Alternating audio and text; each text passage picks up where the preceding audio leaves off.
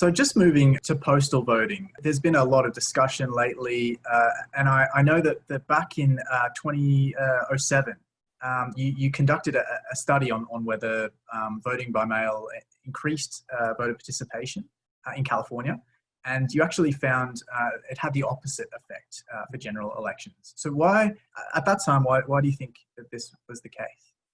Well, I've done a number of studies on voting by mail, and it's really important to note that there are a lot of different flavors of voting by mail in the United States. So that was a study that isolated just the effects of switching from being able to vote either in person or by mail, or to only just vote by mail, to only giving people one option. And that's a rare thing in the United States. And so that led to marginal decreases in turnout. One of the things that states like California have done in recent years, county by county, is that they've allowed people to continue to vote in person if they want, but also sent them a vote by mail ballot. This is now, the president has termed this universal vote by mail. It's something that's been done in Oregon since the 1990s, in states like Washington and Colorado that are, Colorado's a purple state, in the red state of Utah. So it's something that states, Republican, Democratic, and somewhere in between, have a lot of years of experience with. A system where people can vote in person, although not quite in every neighborhood, and also get this vote by mail ballot.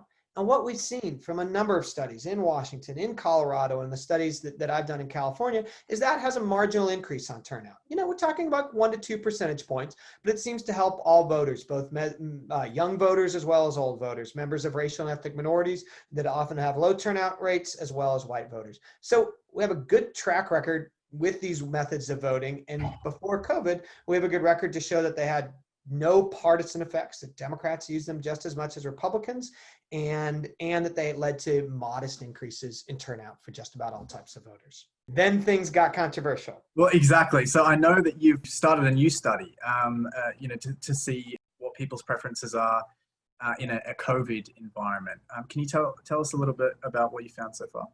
Yeah. So in a series of polls, both at the national level and in the state of California, what we've seen is that voters of all types much more likely to want to vote by mail. So if you ask people what their first preference is for how to cast a ballot, you see California, that already had a strong level of voting by mail, that's gone up another 10 percentage points.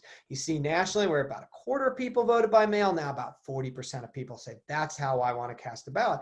And different groups like senior citizens are more likely to want to do that because of the health concerns with COVID. The most worrying thing is that we've seen this widening partisan divide. So really, until Donald Trump talked about this didn't used to be a very partisan issue. And even when he started attacking voting by mail, when we did our first national survey in April, there was a small, discernible but small gap between Republicans and Democrats on who wanted to vote by mail. And that gap actually was a little bit larger when you gave people information about COVID. So when you expose them to scientific projections about COVID, Democrats and independent voters shifted even more to voting by mail, right? And Republicans didn't respond to those scientific projections at all. So that kind of opened up a partisan gulf, because Republicans right now in America are sort of less responsive to scientific and expert opinion, and less trusting of those experts. When we polled again in June, that gap had become a gulf. Now we'd seen about a 20 percentage point gap open up between the two parties. And again, that gap became even larger when we gave them this scientific projection, and Republicans still didn't respond. We just did a survey in August, and we'll do another one in October, and we've seen that gap just continue to grow as more and more, as Donald Trump has talked more and more about voting by mail being a potential problem with fraud that really is incredibly rare. Well, so that is the Republican argument is that universal postal voting is unfeasible, and that it will lead to widespread electoral fraud. Firstly, the feasibility issue. Is universal postal voting actually feasible with the current UPS infrastructure?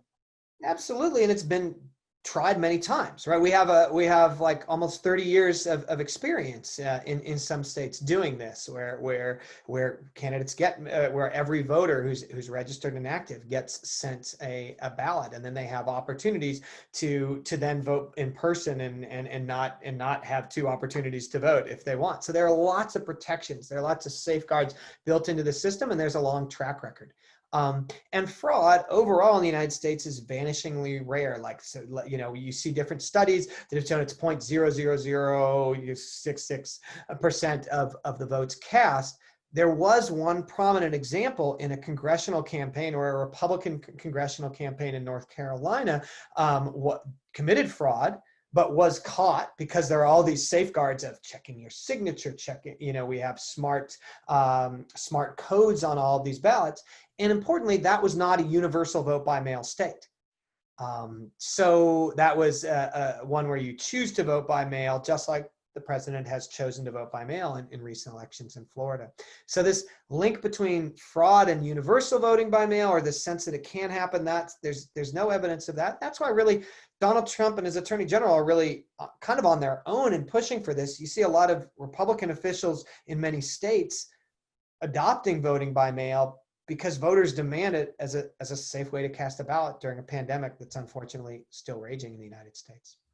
So, I mean, if you consider the fact that a fair and legitimate election ostensibly benefits both parties, to what would you attribute this, widening partisan divide on the issue? Well, I think the widening partisan divide among voters is coming from what they're hearing from their leaders. And so I think the question then becomes, does any leader have an incentive to cast doubt upon the legitimacy of these elections? And I think that what we've heard from many commentators is that the theory is that Donald Trump is doing this to provide a plan B. In case he loses in this election, as many of the polls showed that would happen if it were held today. Now, there's a long way between here and election day, and I think where we are as a country is that most of the states that are battleground states are using the kind of voting by mail that Donald Trump has endorsed, the one where you choose to get a ballot. It's only 10 states that use universal, and really only one of them is at all up for grabs in this presidential election. So I think where we're going to be is in a case on election night, and in the weeks or 2 or 3 afterwards, as these vote by mail ballots come in and are counted, because you can't start counting in many states until after the polls close. During that time period, we're going to have most of the states that matter be ones that have the version of vote by mail blessed by the president. And so the hope among many reformers is that while there will always be controversies about how ballots will be counted, it won't be something where a losing party can blame the outcome on voting by mail.